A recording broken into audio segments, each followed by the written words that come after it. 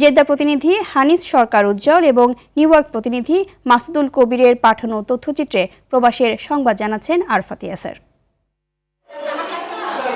চট্টগ্রামের সাতকানিয়া উপজেলার বাজালিয়া গ্রামে এজে খান ফাউন্ডেশনের উদ্যোগে ফ্রি মেডিকেল ক্যাম্পের আয়োজন করা হয়েছে।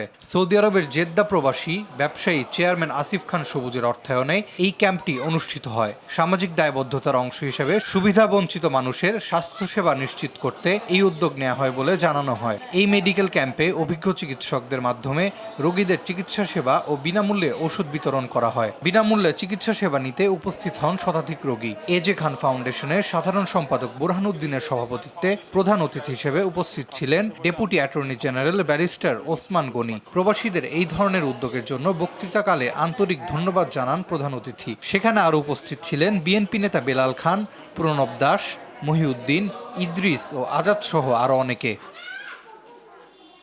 পবিত্র শবে বরাত উপলক্ষে নিউ ইয়র্কে বাংলাদেশে অধ্যুষিত জ্যাকসন হাইটসে এক মিলাদ মাহফিল আয়োজিত হয়েছে। কমিউনিটি বিশ্বস্ত ব্যবসায়ী প্রতিষ্ঠান গোল্ডেন এজ হোম কেয়ারের উদ্যোগে এই মাহফিল অনুষ্ঠিত হয়। অনুষ্ঠানে কোরআন থেকে তেলাওয়াত করেন ইমাম মুস্তাইন বিল্লাহ রব্বানী। তিনি শবে বরাতের বিষয়ে কোরআন ও হাদিসের আলোকে বক্তব্য রাখেন। শবে বরাতের তাৎপর্য নিয়ে আরও বিশেষ আলোচনা করেন ইমাম কাজী কাইয়ুম।